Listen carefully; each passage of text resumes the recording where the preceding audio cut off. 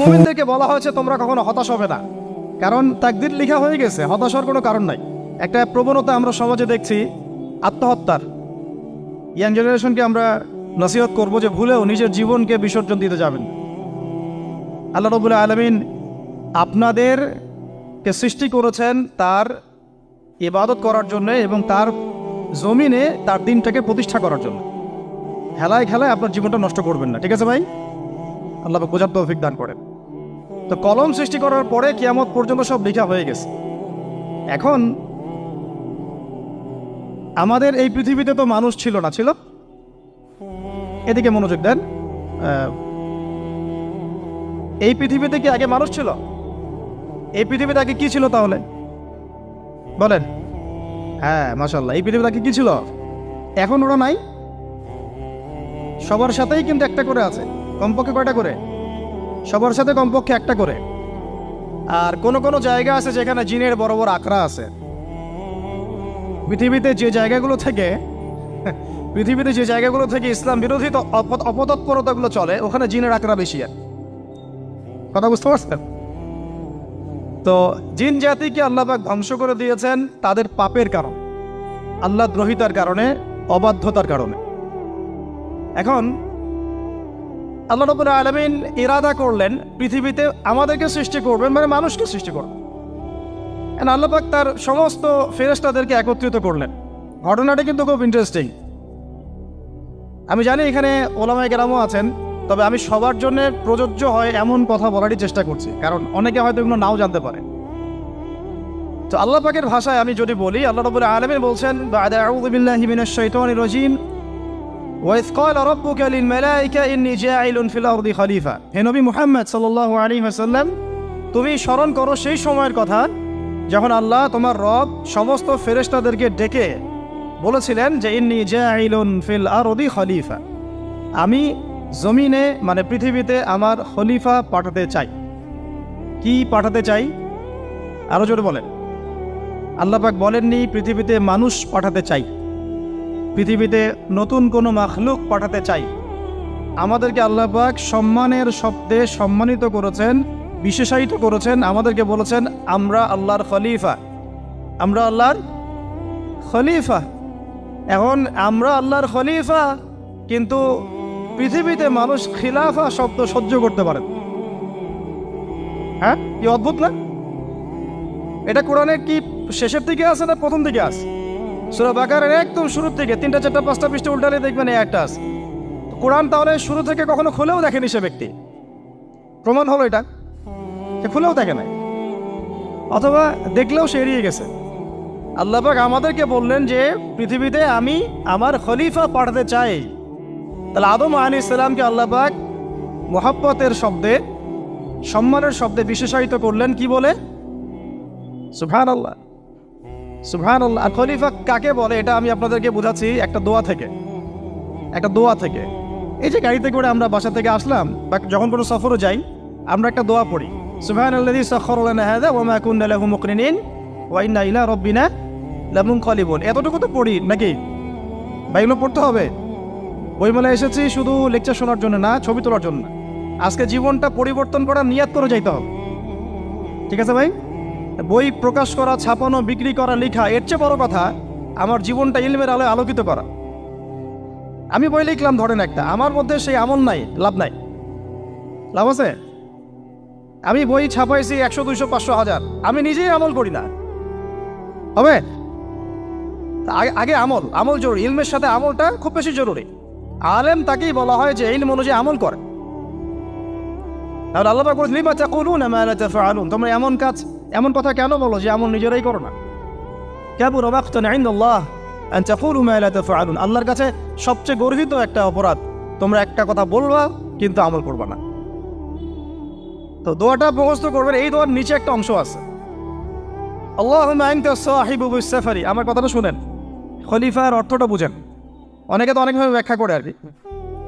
আল্লাহুম্মা আনতা সাহিবু ফিস সাফারি, আল্লাহ তুমি এই সফরে আমার সাথী। সফরে বের হওয়ার সময় দোয়া পড়ছি আমরা, আল্লাহুম্মা আনতা সাহিবু ফিস সাফারি, আল্লাহ তুমি এই সফরে আমার সাথী। ওয়াল খলিফাতু ফিল আহলি ওয়া মালি, আল্লাহ আমি তো বাসায় নাই, আমার বাসার আহাল মালের খলিফা হচ্ছে তুমি আল্লাহ। তাহলে খলিফা শব্দতে কি বুঝলেন? আল্লাহ আমার বাসার আহাল মালের খলিফা মানে কি? আমার স্থলাভিষিক্ত তুমি আল্লাহ, আমি ওখানে নাই বাসায়, আমি সফরে বের হয়ে গেছে, আমার স্ত্রী, আমার সন্তান, আমার মাল, আমার জান, এগুলোর দায়িত্ব তোমার, তুমি খলিফা। কত চমৎকার দোয়া। তাহলে পৃথিবীতে আমি আমার খলিফা পাঠাতে চাচ্ছি, তার অর্থ কি? আল্লাহ রাব্বুল আলামিন এই পৃথিবীতে আমাদেরকে তার প্রতিনিধি বানিয়েছেন। সুবহানাল্লাহ, সুবহানাল্লাহ। তাহলে আমরা নিজেদের আত্মপরিচয় ভুলে গেলাম যে আমরা আল্লাহর প্রতিনিধি পৃথিবীতে, তাই না? আমরা এখন আব্রাহাম লিঙ্কনের পূজা করতেছি। আব্রাহাম লিঙ্কনের পূজা তো বুঝেন না আপনারা, এটা হচ্ছে ওই যে সোকল ডেমোক্রেসির পূজার। আদতে প্রকৃত গণতন্ত্র বলে কিছু নাই এই বিশ্বের মধ্যে, যা আছে এগুলো তথাকথিত আর কি, স্লোগান জাস্ট, আর কিছু না। এটা যারা চর্চা করে তারাও জানে, আমাদের কাছে তারাই বলে। আদতে এই আপনার কমিউনিজমের কথা বলেন, এই লেনিন স্টেলিনারিজমের কথা বলেন, আপনি মুসলিনের কথা বলেন, চাইনিজ দর্শনের কথা বলেন, রাশিয়ান দর্শনের কথা বলেন, আর এই যে আরেকটা কি চলতেছে সেকুলারিজমের কথা বলেন, ন্যাশনালিজমের কথা বলেন, এগুলো একটা তাত্ত্বিক মতবাদ শুধুমাত্র। প্রকৃত মতবাদগুলো আপনি পাবেন বিশুদ্ধ যেগুলো কোরআন এবং হাদিসেই, এর বাইরে নাই। তা আমরা কিন্তু আল্লাহর খলিফা পরিচয় দিতে এখন দ্বিধাবোধ করতেছি। এই জমিনে আল্লাহ পাক আমাদেরকে তার খলিফা বানিয়ে পাঠিয়েছে। এখন খলিফা হলাম কিভাবে? কিসের গুণে খলিফা হলাম? প্রশ্নটা এটা। আমাদের কি 10টা হাত, 10টা পা, বেশি শক্তি ফেরেশতাদের চাইতে, যে আমরা খলিফা হলাম কিসের ভিত্তিতে? আর কিভাবে হলাম এটা শোনেন। আল্লাহ পাক বলছেন ওয়াল্লামা আদামাল আসমাআ কুল্লাহা, আল্লাহ বলছেন আমি আদমকে এই মহাবিশ্বের যত নাম আছে, নাউন্স, ইসম, সব শিক্ষা দিয়েছি। সুবহানাল্লাহ। এই মহাবিশ্বের যত নাম, এখানে ইসম শব্দের অর্থ কিন্তু জ্ঞান। ইসম মানে কি? এখানে জ্ঞান। মহাবিশ্বের যে জ্ঞানগুলো আছে, এই জ্ঞানগুলো আল্লাহ পাক আমাদের আদি পিতাকে শিক্ষা দিয়েছেন। আমাদের আদি পিতাকে আল্লাহ নিজে শিক্ষা দিয়েছেন। সৃষ্টিগতভাবে আমরা জ্ঞানী ছিলাম না, আল্লাহ পাক আমাদেরকে জ্ঞান শিক্ষা দিয়েছেন। আমরা ফিলোসফির বইগুলো খুললে দেখবেন ওখানে বুদ্ধিবাদ নামে একটা মতবাদ আছে। মানে তারা বলে যে মানুষ সৃষ্টিগতভাবেই একজন বুদ্ধিদীপ্ত প্রাণী। এটা ভুল কনসেপ্ট। সৃষ্টিগতভাবে আমাদের মধ্যে জ্ঞান ছিল না, আল্লাহ পাক আমাদেরকে জ্ঞান শিক্ষা দিয়েছেন। কথা বুঝতে পারছেন? একটা মতবাদ তাদের আছে অভিজ্ঞতাবাদ, মানে মানুষ অভিজ্ঞতা থেকেই শিখে। আর একটা আছে সমন্বয় মতবাদ, আপনারা তো এগুলো অনেকে পড়েছেন হয়তো। এর বাইরে যে একটা মতবাদ আছে যে আল্লাহর পক্ষ থেকে ওহী ভিত্তিক মানুষ জ্ঞান শিখে, এই মতবাদ কোনো দার্শনিকের বইয়ে স্থান পেল না। কি আফসোস, কি আফসোস। অথচ মুসলিম ঘরের দার্শনিক তারা। আমরাও পড়েছি ভাই, 4 বছর এই কারণে গেলেই। কি আফসোস, আল্লাহ পাকের ওহীর পক্ষ থেকে যে জ্ঞান আসতে পারে এইটা কনসেপ্টই নাই। অথচ এখানে কোরআনে আল্লাহ পাক বলছেন ওয়াল্লামা আদামাল আসমাআ কুল্লাহা, আমি আল্লাহ আদমকে সমস্ত নাম শিক্ষা দিয়েছি। সুবহানাল্লাহ। এরপরে এই যে জ্ঞান আদম আলাইহিস সালামকে আল্লাহ পাক শিক্ষা দিলেন, এর ফলশ্রুতিতেই আল্লাহ পাক বললেন যে ওয়াইয কুলনা লিল মালাইকা উসজুদু লি আদম, হে ফেরেশতারা তোমরা এখন আদমকে সিজদা করো। কি ফেরেশতাদেরকে দিয়ে আল্লাহ পাক আমাদের পিতাকে সিজদা করালেন কিসের মানদণ্ডে? কিসের কারণে? জ্ঞানের কারণে। জ্ঞানের কারণে ফেরেশতাদেরকে আল্লাহ পাক বললেন যে এই নামগুলো বলে দাও তো তোমরা। তারা বলতে পারলো না। তারা বললো লা ইলম আল্লাহুম্মা লা ইলমা লানা ইল্লা মা আল্লামতানা, আল্লাহ আমাদের তো সেই জ্ঞান নাই, শুধু ওইটুকু জ্ঞান আছে যা আপনি আমাদেরকে শিখিয়েছেন। তখন আল্লাহ পাক বলেছিলেন যে আমি যা জানি তোমরা তো জানো না, আমি কি বলি নাই যে আমি আসমান জমিনের গায়েবের সব খবর জানি? তখন আল্লাহ বললেন যে তোমরা সবাই সিজদা করো আদমকে।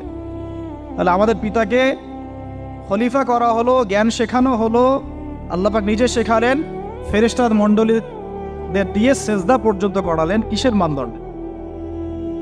আরো আসতে বলেন, জ্ঞানের মানদণ্ডে। এখন যদি আমরা একটু প্রশ্ন ছুড়ে দেই নিজ নিজ বিবেকে, আমরা কি সেই ওহীর 10টা সূরাও শিখেছি? 10টা পারা কি পড়া হয়েছে কখনো? 10টা সূরারও কি অর্থ জানি? অনেকে তো 10টা আয়াতের অর্থ জানি না। আমরা কি সেই ওহীর 10টা হাদিস শিখেছি? তাহলে আমরা কোথায় সম্মান খুঁজতেছি? পশ্চিমাদের কাছে? বলেন। সত্যি সবচেয়ে আফসোস লাগে আমার একটা জিনিস, যে মুসলিমরা আমরা এখন আমাদের আত্মপরিচয় ভুলে যাচ্ছি, আর আল্লাহ পাক আমাদেরকে যেখানে সম্মান রেখেছে ওইখানে সম্মান না খুঁজে আমরা অন্যের দাসত্বের সম্মান খুঁজতেছি। আল্লাহ আমাদেরকে বোঝার তৌফিক দান করে। এটা অজ্ঞতার কারণে হচ্ছে। আমাদের কাজ তাদেরকে সচেতন করা বা তাদেরকে মেসেজ পৌঁছে দেয়া।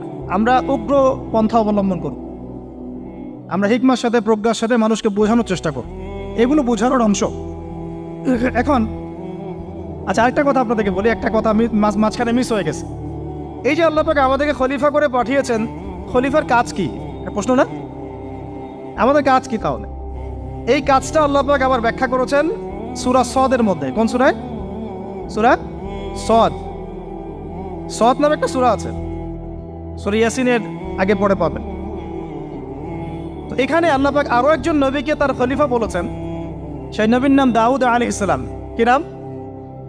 আর দাউদ আলাইহিস সালাম কিন্তু এই জেরুজালেম থেকে, যেখানে এখন ওই জায়নিস্টরা বোম্বিং করে আর কি, নিরীহ মুসলিমদেরকে হত্যা করে বিগত 70 বছর থেকে, ওই জেরুজালেম থেকে কিন্তু দাউদ আলাইহিস সালাম বিশ্ব শাসন করেছিলেন।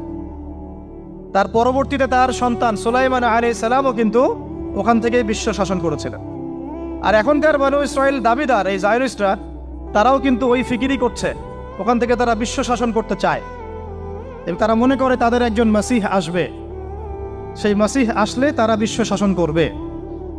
আমরা সেই মাসিহের নাম জানি মাসিহুদ দাজ্জাল। কি নাম? এই দাজ্জালকে ওরা ওদের সত্য মাসিহ মনে করে, আমরা জানি হচ্ছে মিথ্যা ভণ্ড প্রতারক মাসিহ, অথচ ওরা মনে করে এটা হচ্ছে সত্য মাসিহ। এই জায়গায় তারা ধোঁকা খাচ্ছে। অথচ সত্য মাসিহ হচ্ছেন ঈসা আলাইহিস সালাম, যিনি আবার শেষ জামানায় আসবেন এবং তার হাতেই এই মাসিহুদ দাজ্জাল মারা যাবে এবং তারপরে পুরো বিশ্বে আবার ওই খিলাফা কায়েম হবে। ওই যে খলিফা, ওটা সারা বিশ্বে কায়েম হবে। এই টাউন হলও বাদ যাবে না ইনশাআল্লাহ। এটা মানুষ মানতে চাচ্ছে না, কিন্তু মানুষ না মানলে কি? আল্লাহ পাকের নকশায় সব আঁকা আছে কখন কি হবে। কে কে কল্পনা করেছিল যে আজকে আপনারা বসে এখানে দিনের আলোচনা করবেন? কল্পনা করা যায় তো? যে শব্দগুলো আপনারা বলছেন এগুলো বললেই তো নাই গায়েব, এখন বলছেন। কেউ কি কল্পনা করেছিল যে হঠাৎ করে এমন একটা সময় চলে আসতে পারে? কেউ কিন্তু কল্পনা করেনি, আল্লাহ পাকের নকশায় ছিল। এখানে আমাদের একটা আফসোসের কথা, এখানে মাস্টার মাইন্ড আল্লাহ রাব্বুল আলামিন। প্রকৃত মাস্টার মাইন্ড কে? আমরা ক্রেডিট নেওয়ার প্রতিযোগিতায় ব্যস্ত হয়ে আছি এখন, কার কত ক্রেডিট নেওয়া যায়। এখানে একক ক্রেডিট পাওয়ার যোগ্য কেউ না, সমস্ত ক্রেডিট কার? আল্লাহ রাব্বুল আলামিন। এটা আল্লাহর সাথে গাদ্দারি করতে যায় না, তাহলে ভুলে যান। কারণ আমি বারবার বলেছি আপনাদেরকে, কোরআন থেকে একটা শিক্ষা আমরা শিখেছি, একটা কম যখন মাজলুম থাকে, দুর্বল মাজলুম জুলুমের শিকার হচ্ছে, আল্লাহ পাক সেই কমটাকে বাঁচান, কোনো না কোনো একজন ত্রাণকর্তাকে পাঠান, কোনো একটা সূরতে আল্লাহ পাক সেই কমকে বাঁচায় দেন। আবার যদি এই নিয়ামতটা পাওয়ার পরে ওই কম আবার এই জুলুম শুরু করে, আবার আল্লাহ দ্রোহিতা শুরু করে, আল্লাহ পাক তার চেয়ে বড় জালেম চাপাই দিন। কথা বুঝতে পারছেন? আল্লাহর সাথে গাদ্দারি করতে চাই না, আল্লাহ পাক আমাদেরকে বোঝার তৌফিক দান করেন। এখন খলিফার কাজটা কোথায় পাবেন? কোন সূরায় ভাই বলেন? সূরা সদে আল্লাহ পাক দাউদ আলাইহিস সালামকে খলিফা সম্বোধন করে বলছেন, ইয়া দাউদ। কি চমৎকার আহ্বান! ইয়া দাউদ, হে দাউদ, ইন্না জাআলনাকা খলিফাতান ফিল আরদ। দেখো, আমি আল্লাহ তোমাকে পৃথিবীতে খলিফা করেছি। কি করেছি? খলিফা করেছে। তোমার কাজ কি শোনো। ফাহকুম বাইনান নাসি বিল হক। বোঝার চেষ্টা করেন একজন খলিফার কাজ কি। খলিফা মানে আল্লাহর প্রতিনিধি, জমিনে যে দায়িত্বশীল, অন্য মানুষের উপরে যে দায়িত্বশীল, তার কাজ ফাহকুম বাইনান নাসি বিল হক, মানুষের মাঝে ন্যায় বিচার প্রতিষ্ঠা করবে, এটা তোমার কাজ। তাহলে এখন যারা আমরা এই জায়গায় আছি বা ভবিষ্যতে আসব, আরও কাল আগাতে থাকবে, সময় আগাতে থাকবে, নতুন নতুন নেতৃত্ব আসবে, সবার ফাংশন একটাই, ফাহকুম বাইনান নাসি বিল হক। আমাদের কাজ হবে মানুষের মাঝখানে কি করা? ন্যায় বিচার, বিচার ফয়সালার ক্ষেত্রে ইনসাফ করা, ন্যায় বিচার করা। তো ন্যায় বিচার তো এখন জাদুঘরে আছে নাকি? হ্যাঁ, কোনো কোনো ক্ষেত্রে আমরা চাই না যে ন্যায় বিচার জাদুঘরে যাক, আমরা চাই আবারও ন্যায় এবং সাম্যের সমাজ প্রতিষ্ঠা। ইনশাআল্লাহ এরপর থেকে আমরা কোনো অন্যায় সহ্য করব না। ইনশাআল্লাহ এরপর থেকে আমরা কোনো জল্লাদতন্ত্র কায়েম করতে দিব না। আমাদের যা আছে তাই নিয়ে প্রতিবাদ হবে ইনশাআল্লাহ। কারণ এখনকার প্রজন্ম প্রতিবাদের ভাষা বুঝে। এখন যদি আপনারা আবার সেই প্রাচীন জুলুমের তন্ত্রে মন্ত্রে ফিরে যান, তাহলে আল্লাহর গজব চলে আসবে, বড় গজব। তো খলিফার কাজ কি ভাই? কি কাজ বললাম বলেন? মানুষের মাঝখানে ন্যায় বিচার প্রতিষ্ঠা করা। আচ্ছা, আরো আছে, আয়াত শেষ হয় নাই। আল্লাহ পাক বলছেন ওয়ালা তাত্তাবিউল হাওয়া। আর ন্যায় বিচার করতে গিয়ে নিজের দাসত্ব মানে প্রবৃত্তির অনুসরণ করো না। ন্যায় বিচার করতে গিয়ে নিজের প্রবৃত্তির অনুসরণ করো না, মন গড়া বিধানের অনুসরণ করো না। আমার মামা, আমার চাচা, আমার খালু পার করে দিও না। প্রবৃত্তির অনুসরণ মানে কি? মন যাচাই তাই করো না। ন্যায় বিচার করতে গিয়ে আল্লাহ পাকের বিধান মেনে চলো। আর সূরা মাইদাতে আল্লাহ পাক বলেছেন আয়াত নাম্বার 44, 45, 47-এ, ওয়ামান লাম ইয়াহকুম বিমা আনজালাল্লাহ ফাউলাইকা হুমুল কাফিরুন। যারা আল্লাহ পাকের হুকুম অনুযায়ী বিচার ফয়সালা করে না তারা কাফির। 45-এ গিয়ে আল্লাহ বলছেন ওয়ামান লাম ইয়াহকুম বিমা আনজালাল্লাহ ফাউলাইকা হুমুল ফাসিকুন। যারা আল্লাহ পাকের বিধান অনুযায়ী বিচার ফয়সালা করে না এরা ফাসিক, পাপাচারী। 47 নম্বর আয়াতে গিয়ে আবার বলছেন ওয়ামান লাম ইয়াহকুম বিমা আনজালাল্লাহ ফাউলাইকা হুমুজ জালিমুন। যারা আল্লাহর হুকুম বিধান অনুযায়ী বিচার ফয়সালা করে না এরা জালেম। তো কাফেরও বলেছেন আল্লাহ, ফাসিকও বলেছেন, জালেমও বলেছেন। তাহলে বিচার ফয়সালা করার ক্ষেত্রে আল্লাহ পাকের বিধানকে সর্বোচ্চ অগ্রাধিকার দিতে হবে। নিজের প্রবৃত্তির অনুসরণ করা যাবে না। যদি করে তাহলে কি হবে? ইউদিল্লাকা আন সাবিলিল্লাহ, তাহলে এটা তোমাকে আল্লাহর রাস্তা থেকে সরায় নিয়ে যাবে। এর ফলে কি হবে? জেনে রাখো, ইন্নাল্লাযীনা ইউদিল্লুনা আন সাবিলিল্লাহ লাহুম আযাবুন শাদীদ বিমা নাসু ইয়াউমাল হিসাব। এটা পড়ে দেয়, নিশ্চয়ই যারা আল্লাহ পাকের সরল পথ থেকে বিচ্যুত হয়ে গেছে তাদের জন্যে কাল কিয়ামতের মাঠে আছে আযাবুন শাদীদ। আযাবুন শাদীদ মানে কঠিন কঠিন যন্ত্রণাদায়ক শাস্তি, এই কারণে যে তারা কিয়ামতের দিনটাকে ভুলে গিয়েছে। শাদীদ এর অর্থটা কি এটা বোঝার জন্য আপনাকে সূরা হাদীদ পড়তে হবে। কোন সূরা? আসলে কোরআনের আয়াতগুলো হচ্ছে আকাশের তারার মতো। তারা দেখবেন আকাশের, তারা দেখাও সুন্নত। ইসলাম তো রসকসহীন ধর্ম না রে ভাই, সবকিছুই আছে এখানে। আসলে আমরা জানি না বলে আমরা মনে করি যে এখানে কোনো বিনোদনই নাই, তাই না? এই গান বাজনা না করলে কি হয়? মন শান্তি হয়? এরকম একটা ভাব। যদি আপনি কোরআনের ভিতর ঢুকে যান, আপনার হৃদয়ে এমন নূর আসবে, এমন তৃপ্তি আসবে যে ওগুলো আপনার শুনতে ইচ্ছা করবে না। আপনি কান বন্ধ করে ফেলবেন, নিজেই বলতেই হবে না। এখন কিছু নতুন ইসলামিস্ট আসছে, তারা এগুলোকে ইসলামের অন্তর্ভুক্ত বলে মনে করার দাবি করতেছে যে এগুলো তো নিষেধ নাই, এগুলো তো নিষেধ করা হয় নাই। কতটুকু জানেন ইসলাম সম্পর্কে? আপনি না জেনে কেন কথা বলেন? নবী সাল্লাল্লাহু আলাইহি ওয়াসাল্লাম রাস্তা দিয়ে হাঁটছেন, ওই সময় তো অনেক পূজা অর্চনা ইত্যাদি হতো মক্কায়। তো এখানে ঢাকঢোলের শব্দ আসছে। নবী সাল্লাল্লাহু আলাইহি ওয়াসাল্লাম নিজের 2 আঙ্গুল কানের মধ্যে ঢুকিয়ে দিলেন, দিয়ে পাশে একজন সাহাবী তাকে জিজ্ঞাসা করছেন হাঁটতে হাঁটতে হাঁটতে হাঁটতে, তুমি কি এখন আওয়াজ শুনতে পাচ্ছ? সাহাবী বলেন, না ইয়া রাসূলুল্লাহ, এখন আওয়াজ শুনতে পাচ্ছি না। তখন তিনি কান বের করলেন। এটা নবীর সুন্নত। আর আমরা নবীর সুন্নতকে উল্টাই দিচ্ছি কিভাবে দেখেন, আমাদের কানেই এখন ইয়ারফোন। উনি যেটা শুনে কান বন্ধ করতেন ওইটা আমরা কানে ঢুকায় রাখছি একবার। আল্লাহ আমাদেরকে বোঝার তৌফিক দান করেন। দেখেন, আমরা তো সবাই পাপী। আমার মনে হয় না আমরা কেউ নবী সাল্লাল্লাহু আলাইহি ওয়াসাল্লামের সুপারিশ ছাড়া পার পাবো, এমনটা মনে হয় না আমার। সবাই পাপী, আপনি আমি আমরা সবাই। তো যে নবীর সুপারিশ আমরা প্রত্যাশা করছি, সেই নবীর সুন্নতকে যদি এইভাবে অবজ্ঞা করতে থাকি তাহলে কি সুপারিশ পাবো ভাই? কি মনে হয় আপনাদের? অ্যাটলিস্ট সুন্নতকে তো সম্মান করতে হবে নাকি? আল্লাহ বোঝার তৌফিক দান করেন। আমি তাহলে যেটা বলছিলাম যে আল্লাহ পাকের বিধান অনুযায়ী বিচার ফয়সালা করতে হবে, এটা খলিফার কাজ। ন্যায় বিচার করতে হবে মানুষের মাঝখানে, এবং নিজের প্রবৃত্তির অনুসরণ করা যাবে না, তাহলে আল্লাহর পথ থেকে দূরে সরাই দেবে। এখানেই বললাম শাদীদ বুঝতে গেলে আপনাকে কোন সূরা পড়তে হবে? সূরা হাদীদ। আকাশের তারার কথা কেন বললাম? যে আকাশের তারাগুলো যদি মেলাতে পারেন দেখবেন বিভিন্ন শেপ তৈরি হয়। প্রত্যেকটা তারার অবস্থানের গাণিতিক একটা ব্যাখ্যা আছে। যারা অ্যাস্ট্রোনমি নিয়ে পড়াশোনা করেন তারা জানেন, এগুলো সবাই জানবেন না। প্রত্যেকটা তারাকে আল্লাহ পাক এত সূক্ষ্মভাবে স্থাপন করেছেন যে যদি সামান্য একটু ডানে বামে এগুলো সরে যায়, মহাবিশ্বের এই স্থিতিশীলতা নষ্ট হয়ে যাবে। এবং এটার কসমও আল্লাহ পাক কোরআনে করেছেন সূরা ওয়াকিয়ার মধ্যে। কোন সূরা? সূরা ওয়াকিয়াতে আল্লাহ পাক বলেছেন, ফালা উকসিমু বিমাওয়াকিইন নুজুম। আমি তারার অবস্থান স্থলের স্থিতির কসম করে বলছি। আল্লাহ পাক এর কসম করেছেন। কত গুরুত্বপূর্ণ জিনিস, ঠিক আছে? তো পরেরগুলো বললাম না। সূরা হাদীদ কেন পড়বেন? সূরা হাদীদ আল্লাহ পাক বলেছেন যে ওয়ানজালনাল হাদীদা ফীহি বাসুন শাদীদ। এই যে শাদীদ বুঝাতে গিয়ে হাদীদে আসছে। আল্লাহ পাক বলছেন যে আমি আল্লাহ পৃথিবীতে আসমান থেকে লোহা নাজিল করেছি। অবাক করার বিষয় না? লোহার খনি খুঁজতেছেন আপনারা মাটির নিচে, তাই না? আল্লাহ পাক বলছেন আমি লোহা নাজিল করেছি, আনজালনা, ঠিক যেমন ইন্না আনজালনাহু ফি লাইলাতুল কদর, আমি লাইলাতুল কদরে কোরআন নাজিল করেছি, আসমান থেকে নাজিল হয়েছে, তাই না? এরকমই ওয়ানজালনাল হাদিদা, আমি হাদিদ লোহা নাজিল করেছি, ফিহি বাসুন শাদীদ, যে লোহার মধ্যে আছে কঠিন শক্তি আছে। আয়রন যে অণু পরমাণুগুলো, এগুলোর শক্তি সবচেয়ে বেশি না? কেমিস্ট্রিতে আপনারা পড়েছেন। তাহলে এখন আল্লাহ পাক বলছেন কিয়ামতের দিন তাদের জন্য আযাবুন শাদীদ, যারা আল্লাহ পাকের খলিফার দায়িত্ব পালন করবে না, যারা খলিফার দায়িত্ব পেয়েও ন্যায় বিচার করবে না, ইনসাফ করবে না, প্রবৃত্তির অনুসরণ করবে, ঠিক আছে, আল্লাহর পথ থেকে বিচ্যুত হয়ে যাবে, তাদের জন্য কিয়ামতের মাঠে এই শাস্তি আছে। তাহলে আমরা কি খলিফা শব্দ বুঝতে পারলাম? আমাদের পিতা যে খলিফা, এটা কি বুঝতে পারলাম? তাহলে এখন বলেন তো, প্রত্যেক নবী কি আল্লাহর খলিফা ছিলেন না? ছিলেন কি না?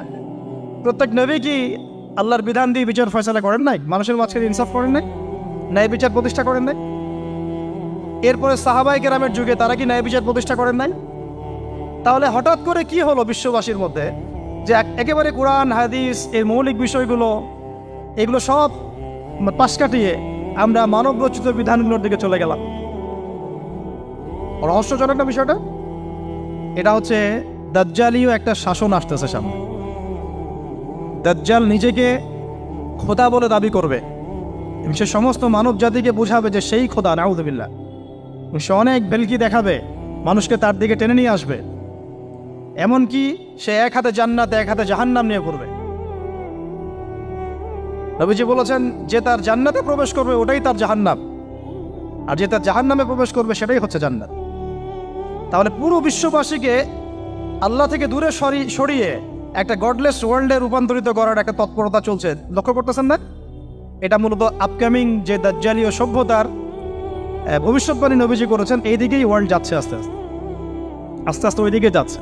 তবে নবীজি এটাও বলেছেন সাল্লাল্লাহু আলাইহি ওয়াসাল্লাম যে আমার উম্মতের মধ্যে একটা তয়ফা, একটা দল, কিছু মানুষ সবসময় হকের উপর অটল থাকবে ইনশাআল্লাহ, কিন্তু তাদের সংখ্যা হবে খুব কম। এখন আমাকে আপনারাই বলেন যে ওই হকের উপর অটল থাকতে হলে আমার সেই জ্ঞান লাগবে কি লাগবে না? বলেন।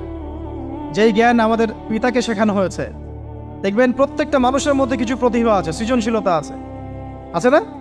একটা বুদ্ধিদীপ্ত একটা তাড়না মানুষের ভিতরে কাজ করে। এটা কোত্থেকে আসছে জানেন? আমাদের পিতার ডিএনএ থেকে আসছে। আমাদের পিতার ডিএনএ থেকে, আমরা কিন্তু সবাই তার সন্তান।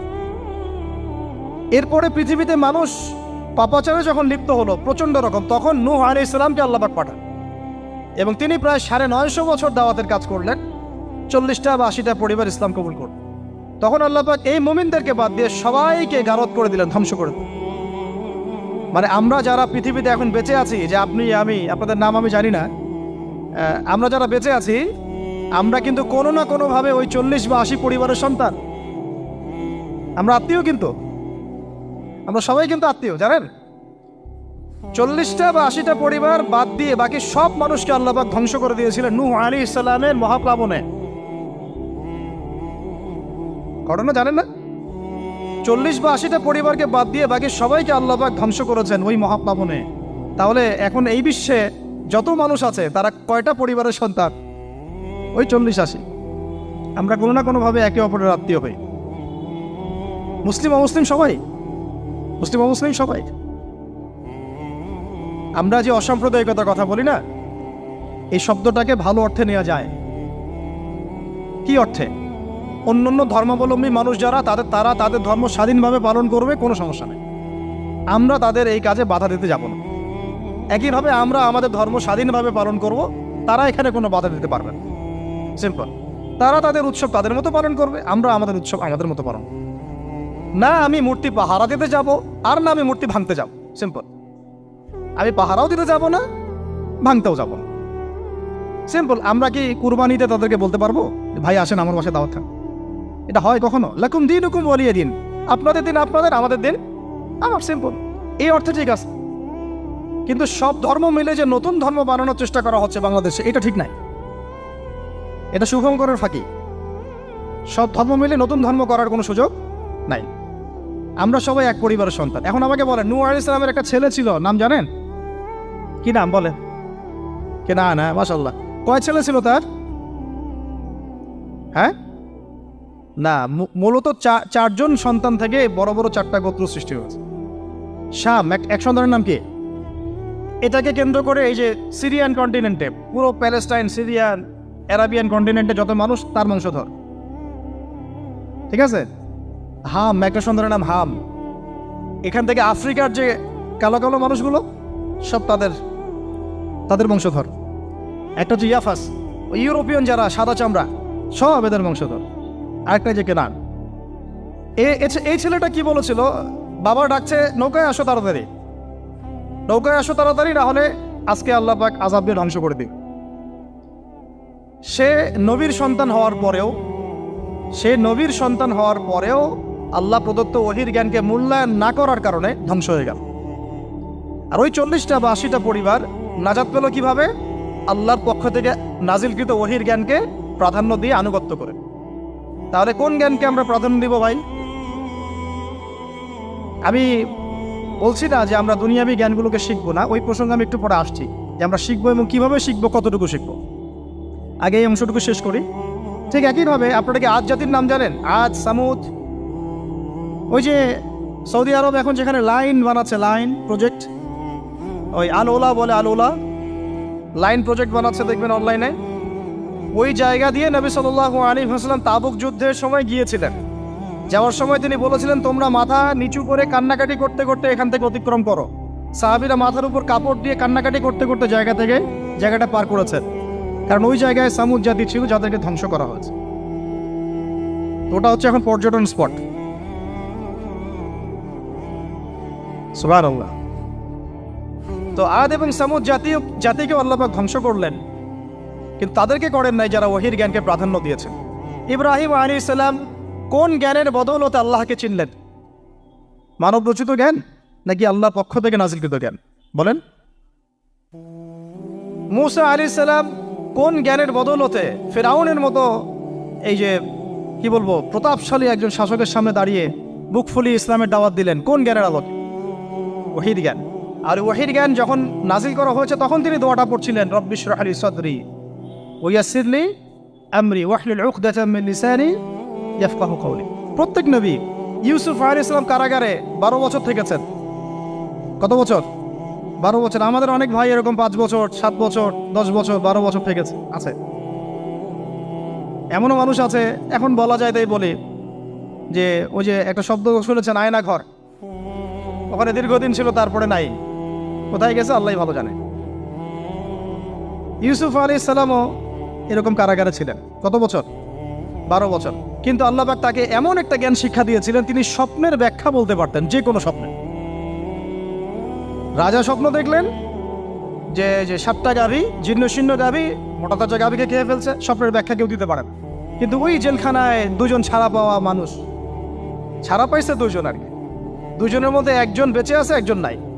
মানে 2জন বসে বসে ইউসুফ আলাইহিস সালামকে বলছিলেন যে আমরা একটা স্বপ্ন দেখলাম যে আমার মাথায় রুটি আছে, পাখি এসে রুটি খেয়ে ফেলছে।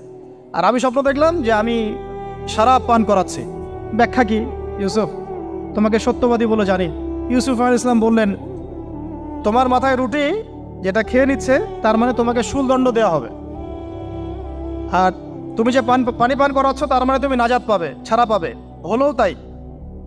আর যে নাজাত পাবে তাকে ইউসুফ আলাইহিস সালাম বলে দিলেন যে তুমি রাজদরবারে গিয়ে আমার কথা বলো, আমার কথা আলোচনা করো। তো সে ভুলে গিয়েছিল। পরে যখন এই স্বপ্নটা দেখলো বাদশা, তখন বাদশা সবাইকে ডাকলো, ডেকে বললো যে এই গাভীর স্বপ্নের ব্যাখ্যা কি? তখন এই ব্যক্তির মনে পড়ছে, আরে ইউসুফ তো ব্যাখ্যা দিতে পারে। সে গিয়ে ইউসুফ আলাইহিস সালামকে ডেকে নিয়ে আসতেছে যে এই রাজা স্বপ্ন দেখছে, ব্যাখ্যা কি? স্বপ্ন কিন্তু আপনার কাছে শুনে একটা স্বাভাবিক মনে হচ্ছে, আরে গাভীর আবার স্বপ্নের কি ব্যাখ্যা? তখন ইউসুফ আলাইহিস সালাম ব্যাখ্যা দিলেন যে 7 বছর ফসল ফলবে আপনাদের এলাকায়, তারপরের 7 বছর হবে দুর্ভিক্ষের সময়। কিসের সাথে কিসের ব্যাখ্যা? এই জ্ঞান কে শিখালেন তাকে? এই ইন্টারপ্রিটেশনের জ্ঞান কে শিখালেন? তাহলে জ্ঞানের মূল উৎস কে? আমার কথা বলার উদ্দেশ্য কি বুঝতে পারছেন? যত জ্ঞান তার মূল উৎস কে? স্বপ্ন একটা জ্ঞান, যদি সেটা সত্য হয়। আর জেনে রাখবেন, কিয়ামতের আগে আগে মুমিনদের স্বপ্ন বেশি বেশি সত্য হবে। ঠিক আছে? মূসা আলাইহিস সালামকেও সেই আল্লাহই জ্ঞান শিক্ষা দিলেন। ঈসা আলাইহিস সালাম এই কুষ্ঠরোগীর গায়ে হাত বুলালে ভালো হয়ে যায়। হ্যাঁ, অন্ধ ব্যক্তির মানে চোখে হাত বোলালে ভালো হয়ে যায়। এমনকি মৃত ব্যক্তিকে তিনি বলছেন কুম বিইজনিল্লাহ, আল্লাহর হুকুমে দাঁড়িয়ে যাও, দাঁড়িয়ে গেল। এই জ্ঞান কে দিয়েছেন তাকে? দাউদ এবং সুলাইমান আলাইহিস সালাম এই যে পশু পাখির ভাষা বুঝেন, সুলাইমান আলাইহিস সালাম পিঁপড়ার ভাষাও বুঝেন। আপনাদের সায়েন্স কি পিঁপড়ার ভাষা বুঝে? হ্যাঁ, আমরা তো এখন সায়েন্সকে সবকিছুর মানদণ্ড মনে করি, তাই না? সায়েন্স যদি বলে হ্যাঁ তাহলে হ্যাঁ, না বললে না। মানে এমন একটা ভাব, দেখেন সায়েন্সকে আমরা ইলাহ বানাইছি, ইলাহ, উপাস্য। সায়েন্স যদি বলে যে পৃথিবী থেকে অমুক অমুক কোটি কোটি আলোকবর্ষ দূরে একটা গ্রহের সন্ধান পাওয়া গেছে, নাম দিল ধরেন যে আলফা এক্স ওয়াই জেড কিছু একটা, ওখানে হুড়পড়ি আছে, হ্যাঁ ওখানে দুধের সাগর আছে, মধুর সাগর আছে, তো মানুষ তখন বিশ্বাস করা শুরু করবে হ্যাঁ হ্যাঁ তাই তো, তাই থাকতেই পারে। নাসা বলেছে না হয়ে পারে, নাসা মন্তব্য করেছে না হয়ে পারে। ওরকম যদি বলে অনেক দূরে একটা আগুনের একটা বিশাল ইয়া পাওয়া গেছে, গ্রহ পাওয়া গেছে, ওখানে আযাব দেওয়া হয়, শাস্তি দেওয়া হয়, ওখানে অন্য মাখলুক আছে, ওদের ভাষায় এলিয়েন আর কি, মানুষ বিশ্বাস করে। এটা আল্লাহ পাক কোরআনে বলছেন যে সুলাইমান আলাইহিস সালাম পিঁপড়ার ভাষাও বুঝতেন, ওই কথা বিশ্বাস করতে চাচ্ছে না। সুলাইমান আলাইহিস সালাম বাতাসে ফ্লাই করতে পারতেন, এটা বুঝতে পারতেছে না, বিশ্বাস করে না। তাহলে ওই প্রযুক্তি না থাকলে এয়ারক্রাফট কিভাবে আবিষ্কার করলেন? যে প্রযুক্তিগুলো পৃথিবীতে চলে গেছে ইতিমধ্যে, ওগুলো ভবিষ্যতেও আসতে পারে। যেমন একটা প্রযুক্তির কথা বলি, সুলাইমান আলাইহিস সালাম বসে আছেন, একজনকে বললেন না সাবার রানী বিলকিসের সিংহাসন কে নিয়ে আসতে পারবে? একজন বললো যে আপনি উঠে দাঁড়াইতে যতক্ষণ সময় লাগে এর মধ্যে নিয়ে আসুন। উনি বললেন যে হবে না, এটাতে হবে না, তুমি স্লো, তুমি 3G 4G না, এত স্লো স্পিডে আমার হবে না। এই কথা বলেন নাই, মজা করলাম আর কি। আমাদের ইউটিউবাররা আবার এই অংশ কাট করে আবার প্রচার করে দিতে পারে। দেখেন কিসের সাথে কি ব্যাখ্যা করলো।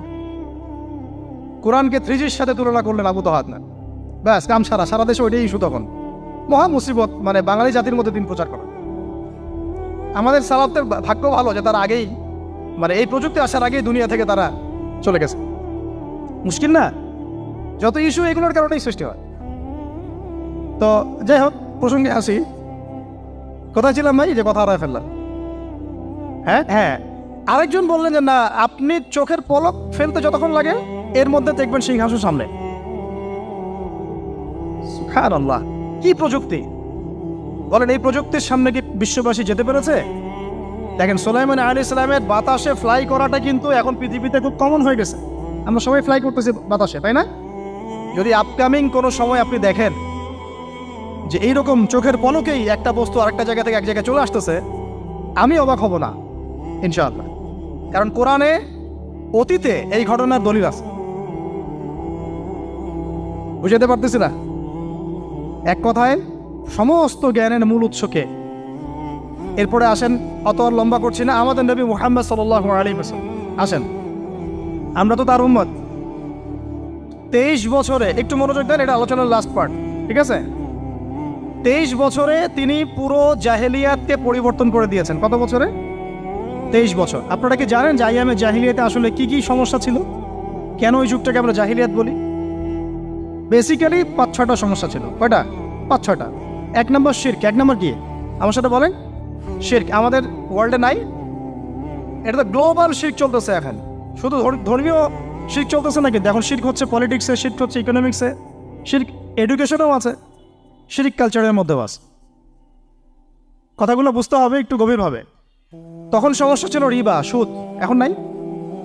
রিবা ছাড়া কোনো সিস্টেম আছে এখন ওয়ার্ল্ডে? আমি গতকালকে একটা হাদিস মোতালা করছিলাম সুদ সংক্রান্ত। নবীজি বলেছেন সাল্লাল্লাহু আলাইহি ওয়াসাল্লাম যে একটা যুগ আসবে সামনে, সুদবিহীন কোনো মানুষই চলতে পারবে না। যে চলতে চাইবে তার গায়েও সুদের ছিটা ফোটা গিয়ে লাগবে। আসে নাই সেই যুগ? সুবহানাল্লাহ, কিভাবে তিনি এত স্পেসিফিকলি কথাগুলো বলতে পারেন? নিশ্চয়ই তিনি এমন একজন সত্তার কাছ থেকে জ্ঞান পেয়েছেন যিনি সব জানেন, অতীত বর্তমান ভবিষ্যৎ, তাই না?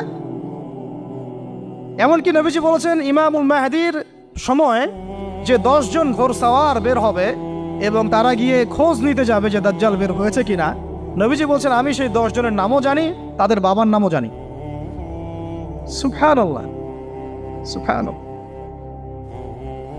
কিয়ামতের মাঠে আলী রাদিয়াল্লাহু আনহু, আবু বকর রাদিয়াল্লাহু আনহু, ওমর, উসমান রাদিয়াল্লাহু আনহুম আজমাইন, তাদের হিসাবটা কেমন হবে ওইটাও নবী সাল্লাল্লাহু আলাইহি ওয়াসাল্লাম আগেই বলে দিয়েছে। সবচেয়ে দ্রুত হিসাব হবে এই উম্মতের আলী ইবনে আবি তালিব রাদিয়াল্লাহু আনহু। যাবেন, বেরোবেন, শেষ। কি মানুষ, তার জীবনীটা পড়ে দেখবেন। আমি শেষের দিকে বলে দিব আপনাদেরকে আজকে, এবং এটা রেকর্ডেড থাকবে, ইনশাল্লাহ অনলাইনে দিয়ে দিব, যে আপনারা কোন কোন সাবজেক্টের বই কিনবেন। বইমেলা তো শুধু মানে আসলেন একটা র্যান্ডমলি বই কিনলেন এমন না, টপিক ধরে ধরে সাবজেক্ট ওয়াইজ বই কিনতে হবে। ঠিক আছে ভাই? বই কেনার পিছনে টাকা পয়সা খরচ যদি না করেন, মানে দিনের জন্য অর্থ ব্যয় করার মানসিকতা না থাকে, এলেম পাওয়া যাবে। অনেক মুহাদ্দিস নিজের গায়ের জামা খুলে দিয়ে পর্যন্ত বই নিয়ে বাসায় গিয়েছে, জানেন? তাদের সমস্ত সম্পত্তি বিক্রি করে দিয়েছেন বই কেনার জন্য। আজকে সকালে আমাদের এক ভাই মজাকারা করছিলেন যে আমারই এক ওস্তাদ, বাংলাদেশের অনেক বরেণ্য একজন আলেমে দিন, প্রবীণ আলেমে দিন, তার কথা আলোচনা হচ্ছিল যে তিনি কিতাব পড়তে পড়তে পড়তে হঠাৎ একটা কিতাব তিনি খুঁজে পাচ্ছেন না। তো ছাত্রদেরকে পাঠালেন যে খুঁজে নিয়ে আসো তো, কোথায় আছে, কেউ খুঁজে পায় না। তিনি নাকি ওযু করে এসে নামাজ, 2 রাকাত নামাজ পড়ে বাচ্চার মতো হাউমাউ করে কান্নাকাটি শুরু করলেন, আল্লাহ আমার সেই কিতাব কোথায় গেল, আমার কিতাবটা এনে দেন। তলাবুল ইলম কাকে বলে দেখেন, ইলমের তালেব, ইলমের ছাত্র কাকে বলে? এই যে ইলমের ছাত্র, আমরা কি ছাত্র হইতে পারছি? একটা বইয়ের দাম যদি দেখি 100 টাকা, বাস আমাদের গায়ে লাগে। 100 টাকা দিয়ে তো আপনার গার্লফ্রেন্ডকে নিয়ে বসতে গায়ে লাগে না, বসলে তো 500 টাকা চলে যায়। আর এখনকার মেয়েরা তো খায়ও বেশি, ডেটিংয়ের সময় আনকি, তাই না? অনেকে দেখা যায় যে এটাকেই প্রফেশন বানায় ফেলছে না। জিনা থেকে বাঁচতে হবে, জিনা থেকে বাঁচতে না পারলে কলবে আল্লাহ নূর আসবে না। আল্লাহ পাক আমাদের কথাগুলো বোঝার তৌফিক দান করেন, আমিন। জিনা, আবার বলছি, জিনা থেকে বাঁচতে হবে, অন্যথায় কলবে নূর আসবে না। আল্লাহ পাক আমাদেরকে বোঝার তৌফিক দান করেন, আমিন। কোথায় ছিলাম ভাই? বলেন। 1 নাম্বার কি ছিল? শিরক। 2 নাম্বার রিবা, সুদ। ওইটা বলতে গিয়ে হাদিসটার কথা বলেছিলাম। এই সুদটা কি এখন বেশি না কম? এখন সুদ মানুষ খাচ্ছে, যুক্তিও দিচ্ছে যে এই যুগে এখন সুদ না খাইলে কি চলে। একদিন একটা মসজিদে বয়ান করছিলাম, তো মসজিদে বয়ানের মাঝখানে একজন দাঁড়ায় গেল, দাঁড়ায় আমাকে বলছে যে উস্তাদ, হুজুর বুঝলাম আপনার সব কথা ঠিক আছে, এখন আমার 1 লাখ টাকা ধার লাগবে, আমি কোত্থেকে নিব? বলেন, আসলে উত্তর দিবেন কি? হ্যাঁ, সুদের ক্ষতিকর বিষয়গুলো যেমন বলতে হবে, সুদবিহীন ব্যাংকিং সিস্টেম এবং অর্থনৈতিক ব্যবস্থাও তো চালু করতে হবে। সেটা কি? সেটা হচ্ছে যাকাত। সেটা কি? যাকাত, সাদাকা এবং কর্জে হাসানা, এগুলো তো চালু করছি না আমরা শুধু কথা বলছি তাত্ত্বিক যে সুদ হারাম। আমিও তো অনেক জায়গায় বলছি, কারণ বলতে হচ্ছে, না আপনারা জানাতে তো হবে। সুদের পাপের সবচেয়ে নিম্ন শাখা হচ্ছে মায়ের সাথে জেনা করা, সর্বোচ্চ শাখা হচ্ছে আল্লাহ এবং তার রাসূলের সাথে যুদ্ধ করা।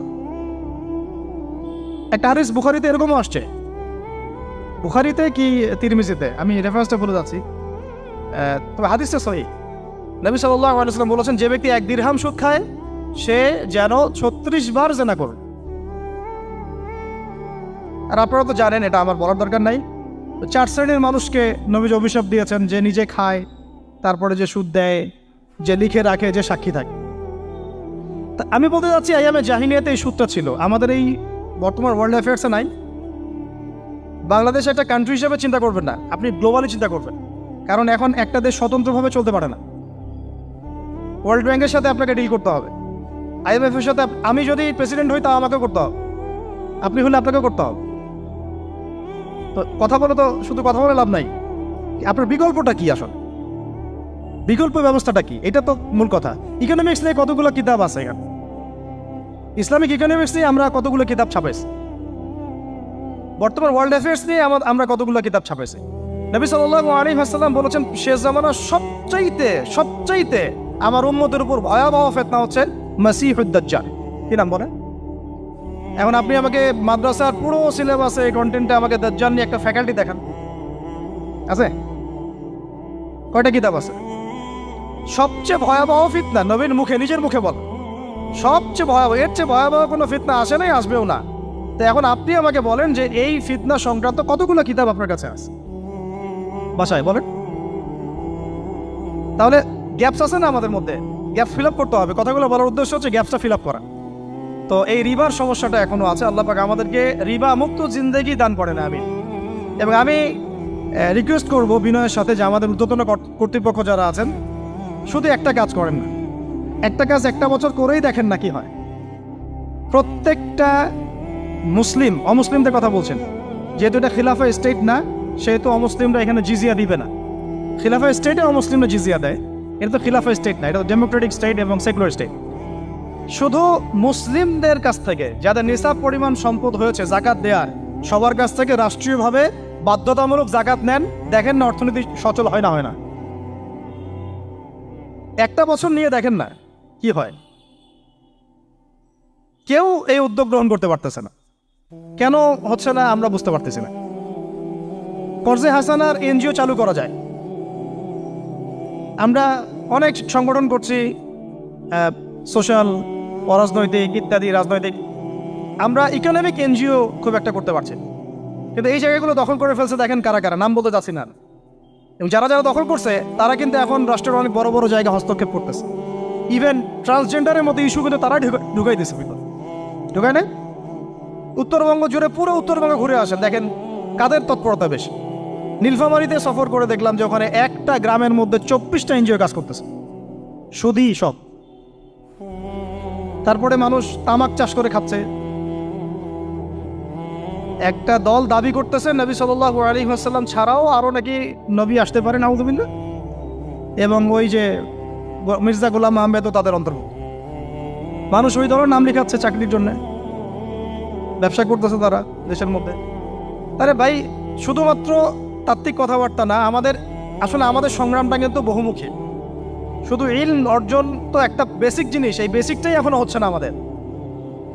ইলম অর্জনটা বেসিক জিনিস, এটাই হচ্ছে না। এরপরে আপনার অর্থনীতি সমৃদ্ধ করা, সংস্কার করা, সমাজ সংস্কার করা, রাজনৈতিক অঙ্গনগুলোর মধ্যে যে অরাজকতা, এগুলোকে সংস্কার করা, কত কাজ আমাদের।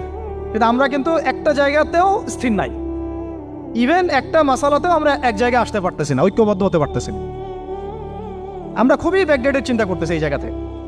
অথচ আমাদের উচিত ছিল এই প্রবলেমগুলোকে আরও 30-40 বছর আগে সলভ করা। তাহলে এখন হয়তো আপনি ভালো কিছু পেতেন। আমাকে একটা প্রতিষ্ঠান দেখান যেখানে নুরানি থেকে নিয়ে, মানে নুরানি থেকে দাওরা বা ক্লাস নার্সারি থেকে মাস্টার্স, এরকম সিলসিলায় ইসলামিক শিক্ষা এবং জেনারেল শিক্ষাকে একত্রিত করে একটা সিলেবাস মেনটেন করে পড়ানো হচ্ছে। আমাকে কয়েকটা প্রতিষ্ঠানের নাম বলেন, আমি ওখানে আমার মেয়েকে ভর্তি করাবো। আমাকে দেন, রেডিমেড দেন, আমার ছেলেকে ভর্তি করাবো। আমরা ফিকির করতেছি না। এটা হওয়া উচিত ছিল বিগত 30 বছর আগেই। আমি আপনাদেরকে বলি যে প্রকাশনা সংস্থার ভাইরা আছেন অনেকে এখানে। ধরেন আমাদের রংপুরের কোনো ভাই আপনাদেরকে পুরো 1 বিঘা জমি দিল, বা ধরেন 5 বিঘা জমি দিয়ে দিল, ঠিক আছে? আর আমরা সবাই মিলে দেশবাসীর কাছ থেকে টাকা কালেক্ট করে একটা কনস্ট্রাকশন দাঁড় করে, প্রতিষ্ঠান দাঁড় করালাম। একেবারে অনার্স, মানে নুরানি থেকে নিয়ে, মানে প্লে গ্রুপ থেকে নিয়ে মাস্টার্স, এরকম ফ্যাকাল্টি আর করলাম। এখন ভাই আপনারা যারা বই প্রকাশ করতেছেন, আমাকে কি আপনারা বই দিতে পারবেন? প্রত্যেকটা ক্লাসে আমি কোন কোন বই পড়াবো পারবেন? আমাকে কি সিলেবাস দিতে পারবেন? কথা বলেন। প্লে গ্রুপে কোন কোন বই পড়াবো আমাকে দেন। নার্সারিতে দেন, STD 1-এ দেন, 2-তে দেন, 3-তে দেন, 5-এ দেন। এভাবে আপনি আমাকে ক্লাস 10 পর্যন্ত দেন। তারপরে কি আপনি আমাকে অনার্স, মাস্টার্স, এই ফ্যাকাল্টিগুলো আলাদা আলাদা, এগুলো কি ইউনিভার্সিটি আদলে আপনি কি আমাকে সাজা দিতে পারবেন? আমরা জায়গা দিব, টাকা দিব, প্রতিষ্ঠান করে দিব। প্রকাশনা সংস্থা থেকে কি আমরা এতটুকু পেতে পারি? তাহলে কাজের ক্ষেত্র আসলে কোনগুলা? আজকে আদনান ভাইয়ের একটা বই নিয়ে পড়তেছেন, কালকে অমুক ওস্তাদের একটা বই নিয়ে পড়তেছেন, আজকে এইটা, কালকে সেইটা। কনস্ট্রাকটিভ পড়াশোনাটা কোথায়? ধরেন এই যে আমাদের এক ভাই, পরিচিত ভাই, ওই ভাই যদি বলে যে আমি ভাই একসময় দিনের পথে ছিলাম না, এখন ইসলামের পথে আসছি, তো আমি এখন আলেম হইতে চাই। কি হইতে চাই? আলেম হইতে চাই, কিন্তু আমার মাদ্রাসায় পড়ার কোনো সুব্যবস্থা নাই। আচ্ছা, এখন কি তাকে আমরা 5 বছর বা 10 বছরের মধ্যে আলেমের সমপর্যায়ে নিয়ে যেতে কি পারবো? সেই সিলেবাস কি আমার কাছে আছে? বলেন। অথচ বিশ্বাস করেন, আরবি ভাষা না জানলে কেউ কোরআন জানতে পারবেই না। আমি এখন এটা শক্ত করে বলি যে কোরআন শেখা যেমন ফরজ, আরবি ভাষাটা শিক্ষা করাও ওয়াজিব। এখন আমাদের 80% জেনারেল শিক্ষিত ছেলেপেলে কিভাবে আরবি শিখবে? কিভাবে তারা আকীদা শিখবে? কিভাবে তারা কোরআনের তাজবিদ শিখবে, তাদাব্বুর শিখবে, তাফসির শিখবে, হাদিসের এরাব দেওয়া শিখবে, এবারত পড়া শিখবে, কিভাবে তারা নাহু সরফের জ্ঞান অর্জন করবে, কিভাবে তারা উসুলের জ্ঞান অর্জন করবে, কিভাবেই বা তারা বড় বড় ধরেন ফেকা শাস্ত্রের জ্ঞান, তারপরে এদিকে উসুলে হাদিসের জ্ঞান, তাফসিরের জ্ঞান, আরও বড় বড় ফ্যাকাল্টিগুলো, কিভাবে তারা বড় পর্যায়ের আলেম হবে আমাকে বলেন। প্রোডাক্ট দেন, প্রোডাক্ট, এবং এমন এমন আলেমের প্রোডাক্ট যে আলেমরা সারা ওয়ার্ল্ডকে ডিল করতে পারে, মানে ইন্টারন্যাশনাল স্কলার। এখান থেকে যাবে ইউকেতে গিয়ে দাওয়াতি কাজ করে আসবে, অস্ট্রেলিয়ায় গিয়ে দাওয়াতি কাজ করে আসবে, মালয়েশিয়ায় গিয়ে দাওয়াতি কাজ করে আসবে, আন্তর্জাতিক মানের আলেম আমরা কি জেনারেল শিক্ষিত ব্যাকগ্রাউন্ড থেকে তৈরি করতে পারবো? পারছি কি? আর আপনারা আমাকে বলেন তো ভাই, যে কত পার্সেন্ট মানুষ জেনারেল শিক্ষিত আর কত পার্সেন্ট মানুষ মাদ্রাসায় শিক্ষিত? কাদের পরিসংখ্যানটা বেশি? তারা কি, তাদের কোনো অবদান রাখার কোনো সুযোগ নাই? এখন যদি এই ক্লাসিক্যাল পড়াশোনা না হয়, ইলমের এই গভীরতায় না যায় এবং বড় বড় ওলামায়ে কেরামদের সোহবতে তারা না আসে, তাহলে কিভাবে তারা বিশুদ্ধ ইসলাম শিখবে আর প্রচার করবে আর প্রতিষ্ঠা করবে? তো প্রশ্ন কিছু করে গেলাম। আজকে প্রশ্নগুলো রেখে যাচ্ছে এই কারণে, যেগুলো নিয়ে আপনারা ভাববেন যে আপনারা আমাকে একটা ইসলামিক ইউনিভার্সিটি করার মতো বইপত্র আমাকে বানায় দেন না। দায়িত্ব নেন কেউ, আপনারা সবাই মিলে দায়িত্ব নেন। আমি এখানে একটা স্কুল আছে আমাদের ছোট্ট, তহাজিন নুরাইন ইসলামিক স্কুল। এই স্কুল আমরা করেছি প্লে, নার্সারি, কেজি 1, 2, 3, 4, 5 এতটুকু, ট্রাইলিঙ্গুয়াল, মানে বাংলা মিডিয়াম, আর Bangla medium English version, medium না ইংলিশ ভার্সন, আর অ্যারাবিক। এই সিলেবাসটুকু করতে, এই 8টা ক্লাসের সিলেবাস করতে আমাকে 7 দিন 8 দিন একেবারে বাংলা বাজার ঘাটাঘাটি করে, ওই আমরা আগে তো ইংলিশ মিডিয়ামে পড়াশোনা করতাম, ওই অক্সফোর্ডের বই ঘাটাঘাটি করো, ব্রিটিশ কাউন্সিলের বই ঘাটাঘাটি করো, তারপরে ওদের ম্যাথামেটিক্স, ওদের সায়েন্স, আবার এই মাদ্রাসার অ্যারাবিক, আবার এই সরকারি কারিকুলামের বই, এগুলো ঘাটতে ঘাটতে ঘাটতে একটা সিলেবাস আমরা দাঁড় করাতে পারছি। মাত্র 5টা ক্লাস পড়তে পারবে। এরপরে এটা করতে গিয়ে যে দেখলাম যে আসলে এগুলোর যে এত ঘাটতি আছে বাজারে, রেডিমেড কোনো প্রোডাক্ট এগুলোর নাই। থেকে ঘুরে ফিরে কি সেই আমরা একই জিনিসই চর্চা করতে থাকবো, নাকি আমরা একটু বহির্বিশ্বে যেভাবে দিন প্রচার হচ্ছে এই মান দিতে পারি? এটা আমাদের উচিত না করার কাজটা? হ্যাঁ, এটা তো আমাদের হাতে রাষ্ট্রীয় ক্ষমতা নাই, থাকলে না হয় উপরের লেভেল থেকে এগুলো করা যায় খুব সহজ। বরং উপরের লেভেলে যারা আছেন তারা তো আরও ট্রান্সজেন্ডার ঢুকাচ্ছেন, আপনারা তো এলজিবিটি ঢুকাচ্ছেন। তাহলে এই কাজগুলো কাদের করতে হবে? তাহলে বেসরকারিভাবে করতে হবে। এখন আমরা যারা বইকে ভালোবাসি, জ্ঞানকে ভালোবাসি, আল্লাহকে ভালোবাসি, রাসূলকে ভালোবাসি, চাই যে আমরা যা করছি আমাদের পরের প্রজন্মটা মানুষের মতো মানুষ হোক। কাজ কি কম না বেশি আমাদের বলেন? সেই ক্ষেত্রে কাজগুলো কিন্তু ওইভাবে হচ্ছে না ভাই। একটা বিষয়ের বই সবাই ছাপাচ্ছি, কেন? কি দরকার আছে? একটা বিষয়ের বই আমি সবাই ছাপাচ্ছি, একটা জিনিস, একটা হিস্ট্রি, একটা কিতাব, অনেকগুলো প্রকাশনী আপনারা করতেছেন। একই বই ফাইজুল কালাম সবাই করতে আছে, একটা বই তাসাউফ আত্মশুদ্ধি অনেক প্রকাশনী করতেছে, কপি করতেছে। ভাই আমাদের কি কাজ? কি দুনিয়ার স্বার্থ উদ্ধার করা, না আমার দিনের কোনো খেদমত? আমার কথায় মাইন্ড করবেন না, আমি মাইন্ড করার মতো কথা বলছি না। আমি বলছি আপনাদেরকে আরও যেন কনস্ট্রাকটিভ হয় কাজগুলো। মানে আপনাদের সাথে আমি বসবো ইনশাল্লাহ আবার আলাদা করে, যে একটা আমাকে পুরো শিক্ষা ফর্মুলা আমাকে দিবেন, মানে প্রত্যেকটা ক্লাসের বই রেডি করে দিবেন, যাতে আমরা প্রতিষ্ঠান বানালেই একদম পুরা কমসে কম ক্লাস 1 থেকে 10 ঢেলে দিতে পারি, আমার পরিশ্রম করতে না হয়। ওখানে বাংলা মিডিয়ামের বই থাকবে, ইংলিশ মিডিয়ামেরও থাকবে, এবং অ্যারাবিক তো থাকবেই। একটা গঠনমূলক সিলেবাস, যেটা পড়লে আমার ছেলে মাশাআল্লাহ হাফেজও হবে, এদিকে মাশাআল্লাহ সে ইংরেজিতেও দক্ষ হবে, সায়েন্সেও দক্ষ হবে। এক পর্যায়ে যখন সে এসএসসি পাস করবে, সে দেখবেন যে যার রাস্তা বেছে নিচ্ছে। বেস আমি তাকে করে দিছি 10 পর্যন্ত। এখন সে ডক্টর হোক আর ইঞ্জিনিয়ার হোক, আর না হয় যদি আল্লাহর খলিফাই হয়, কোনো সমস্যা নেই। সমস্যা আছে? এটা দরকার ছিল ভাই, আরও 30 বছর আগেই দরকার ছিল। আমরা যেটা পাই নাই, এটা আমাদের আফসোস। আর এই জেনারেল ব্যাকগ্রাউন্ড থেকে এইরকম জায়গায় উঠে এসে এই যে এগুলো কথাগুলো বলা বা এই কাজগুলো করা, এগুলো সবাইকে হয়তো আল্লাহ পাক এভাবে কবুল নাও করতে পারে। এর পিছনে অনেক গল্প থাকে, অনেক হিস্ট্রি, অনেক ত্যাগ, অনেক আত্মত্যাগ, এগুলো সবাই হতে পারবে না। কিছু মানুষ বের হয়ে আসছে, ডক্টর জাকির নাইক তো সবাই হতে পারে নাই, পারছে? তো এই জিনিসগুলো আমাদের বুঝতে হবে যে আমভাবে সবাই সব কিছু করতে পারবে না। আমাদের একটা একাডেমিক ফর্মুলা দরকার, যেখানে আমরা পড়বো, আমরা আলেম হয়ে বের হবো। পারা যাবে তো ইনশাআল্লাহ? আচ্ছা, অনেক গভীরে চলে গেছি, আপনাদেরকে মানে অনেক বেশি বিরক্ত করে ফেলতেছি আর কি। কথাগুলো বলার খুব মন চাচ্ছিল, তো বলে ফেললাম। আর আমরা চাচ্ছি কথাগুলো সবার কাছে পৌঁছাক, যাতে করে অন্তত বিভাগীয় শহরগুলা, অন্তত ঢাকা, রংপুর, রাজশাহী, মানে বড় বড় শহর আমাদের চট্টগ্রাম, কক্সবাজার ইত্যাদি ইত্যাদি বড় বড় শহরগুলোতে যদি একটা করে এরকম একটা করে প্রতিষ্ঠান থাকে, যেখানে আপনি পুরো জেনারেল শিক্ষা এবং ইসলামী শিক্ষা দুটোকে সমন্বয় করে এবং এই মানে দ্বিমুখী শিক্ষার মেরুকরণটাকে দূর করে একটা কনস্ট্রাকটিভ সিলেবাস দিতে পারেন, দেখবেন আজকে না হোক, আজকে থেকে 10 থেকে 15 বছর পরে আমাদের ছেলে মেয়েদের একটা প্রজন্ম আসবে, দেখবেন ইনশাআল্লাহ ওরা আমাদের চেয়ে অনেক ডিনামাইট হবে। এই যে আজকে অনেকগুলো আয়াত বললাম, অনেকে হয়তো জানেন না বা পড়েন নাই, ওরা ক বলতেই বুঝে ফেলবে কোন সূরায় আছে। হবে না? সম্ভব। আর যদি না করতে পারি তাহলে ঘুরে ফিরে ওই একই অবস্থা। ওইটা দিয়ে হবে না ভাই। এই মানে ইসলাম বিষয়টা কি, এটা এমন না যে কিছু অংশ নিলাম কিছু অংশ নিব না, এটা এমন না। নিলে ভাই নেওয়ার মতো নেওয়া লাগে। উদখুলু ফিস-সিলমি কাফা, একেবারে পরিপূর্ণরূপে দিনে প্রবেশ করে সিরিয়াসলি নেন। চান্স তো একটাই। আল্লাহ পাক আমাদের কথাগুলো বোঝার তৌফিক দান করুন। আর আমাদের সন্তানদের সাথে তো আমরা এটা হতে দিতে পারি না। আমরা না হয় অনেক সময় নষ্ট করে ফেলছি। আমরা এই টাউন হলে বসে চা খাইছি, আড্ডা মারছি একসঙ্গে, স্কুলে পড়ার সময়, কলেজে পড়ার সময়। এবং এখানে কি হয় না হয় আমি খুব ভালো করে জানি। এবং আমারও সময় এমন কিছু হতো না যেটা এখন হোমোসেক্সুয়ালিটি, এখন এখানে হোমোসেক্সুয়ালিটি হয়। তাহলে বলেন এগুলো আমাদের জিম্মেদারি না?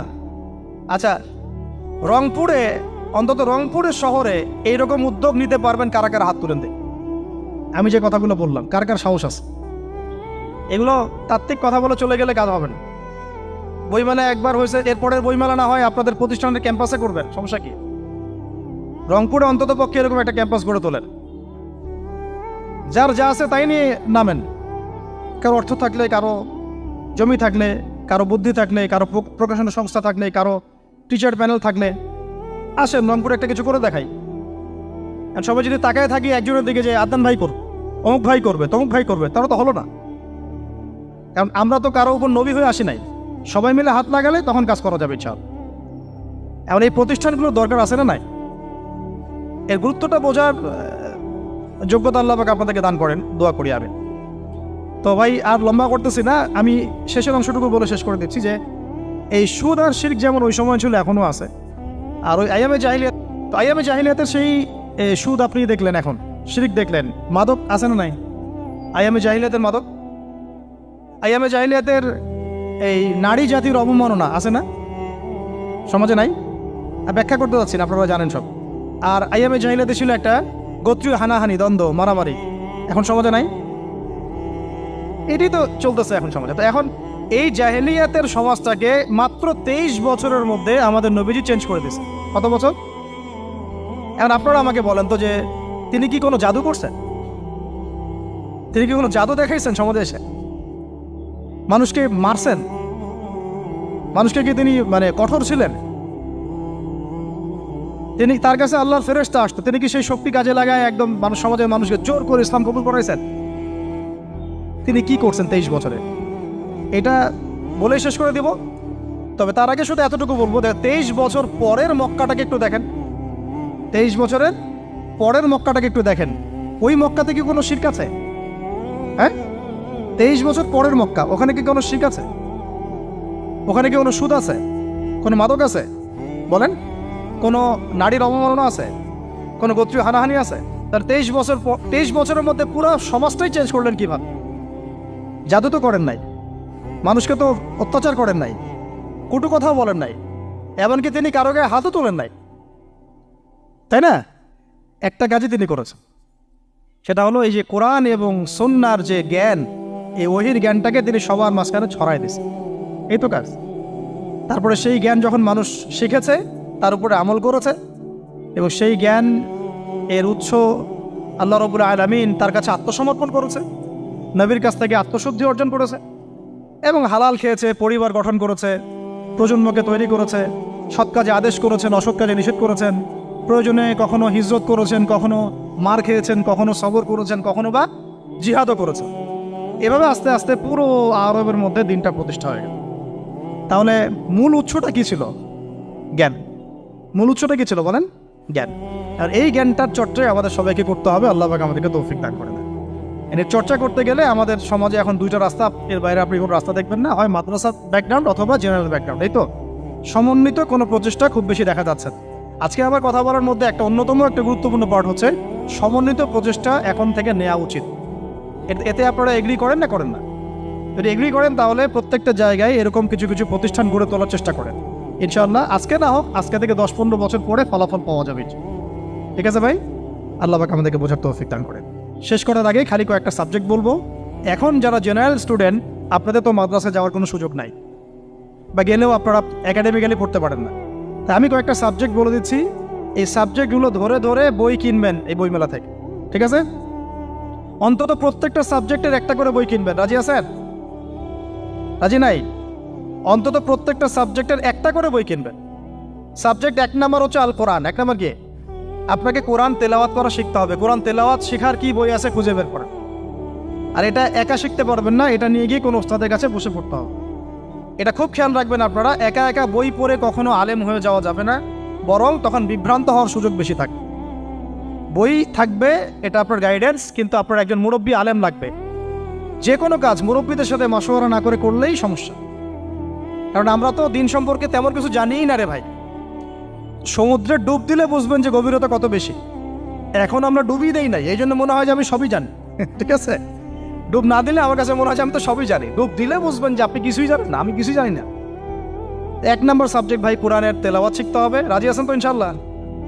তাহলে এই বইগুলো কিনেন। 2 নাম্বার হচ্ছে এই কোরআনের মানে ব্যাকরণ শেখার বইগুলো কিনবেন। কোরআনের ব্যাকরণ শেখার আরবি ভাষা সাহিত্যের বই কিছু কিনবেন।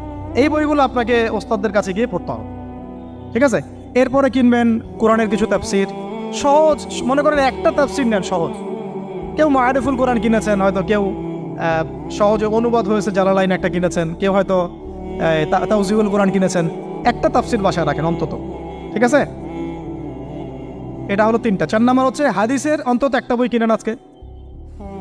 হাদিসের সহজ কিতাব কিনবেন। অনেকে দেখা যায় যে ভাই একেবারে হেদায়েত পেয়ে সহিহ বুখারী নিয়ে বসে যান। একেবারেই গলত কাজ আপনাদের, একেবারেই গলত কাজ। সহিহ বুখারী পড়তে গেলে 12 বছর সময় লাগে মানুষ। ওই লেভেলে যাইতে একটা মানুষের 12 বছর সময় লাগে। ওটা সবার প্রথমে ওটা খুললে তো আপনি হাদিস বুঝবেনই না। মনে হবে যে হাদিস কোরআনের সাথে সাংঘর্ষিক, এরকম মনে হবে।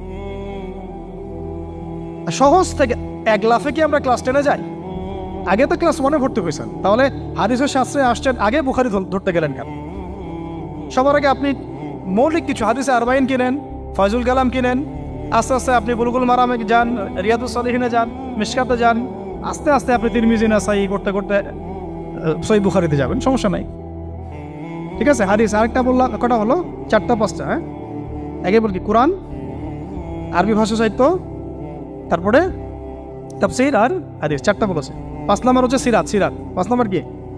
নবীর জীবনী যে পড়ে নাই সে নবীকে চিনে না। নবীর জীবনী না পড়লে না কোরআন বুঝতে পারবে না আর হাদিস বুঝতে পারবে। তো নবীর জীবনের অন্তত একটা বই কিনে যান এখান থেকে, অন্তত একটা। 60টা কি 70টা নবীর জীবনী আছে এই বইমেলাগুলোতে, খুলে দেখেন। আমার কাছে সবগুলোই আছে। এই চট্টগ্রামে ভাইরা যখন ছিলেন লালখানে কয়দিন আগে, আমি ভাইদের কাছ থেকে বই কিনেছি, নিজে কিনেছি প্রায় 70,000 টাকা একদিনেই। আর ওনারা আমাকে হাদিয়া দিয়েছেন মনে হয় আরো 30,000 টাকার হবে। তো এক পুরো বই ব্যাগ গাড়ি ভর্তি। তো প্রায় 60, আমি গুনে দেখলাম যে প্রায় 50 থেকে 60টা সিরাতের কিতাব আছে বাজারে। একটা তো কিনেন, অন্তত একটা সিরাতের কিতাব তো অন্তত কিনেন। তারপরে ইসলামের ইতিহাসের বই কিনেন। 6 নম্বর ইসলামের ইতিহাসের বই কিনেন। 7 নম্বর ইতিহাস না জানলে কিন্তু আমরা শেকড় চিনতে পারবো না। 7 নম্বর হচ্ছে এই 4 খলিফার জীবনী, সাহাবীদের জীবনী, তাবেঈদের জীবনী, ইমামদের জীবনী, এগুলো কিনেন। 8 নম্বর হচ্ছে ইসলামী অর্থনীতির কিছু বই কিনেন, ইসলামী অর্থনীতির। 9 নম্বর হচ্ছে এই ইসলামিক জিওপলিটিক্সের কিছু বই কিনেন। এই বইগুলো কিছুটা কম, আমি এটা ভাইদেরকে বলবো যে এগুলো ছাপানোর চেষ্টা করেন বেশি বেশি। আর 10 নম্বর হচ্ছে ইসলামী ফিকহের যে মাসলা মাসাইলগুলো জানার জন্য কিছু বই আছে, এইগুলো। এই 10টা সাবজেক্টের বই একটা একটা করে কিনে বাসায় চলে। আর একটা নসিহত করবো, বরেণ্য আলেমদের বই পড়বেন। মানে আমি একটা বই ধরেন কালকে বের করে ফেললাম, ভাই আবু তো আদনান ভাই লিখছে বলেই যে আপনাকে ওটা কিনতে হবে জরুরি না, এটা জরুরি না। সবার আগে আপনি বরেণ্য আলেমদের বইগুলো আগে পড়বেন, তারপরে আপনার একটা মেজাজ এমনি তৈরি হয়ে যাবে যে কোনটা হক আর কোনটা বাতিল এটা আপনি নিজেই বুঝতে পারবেন তখন।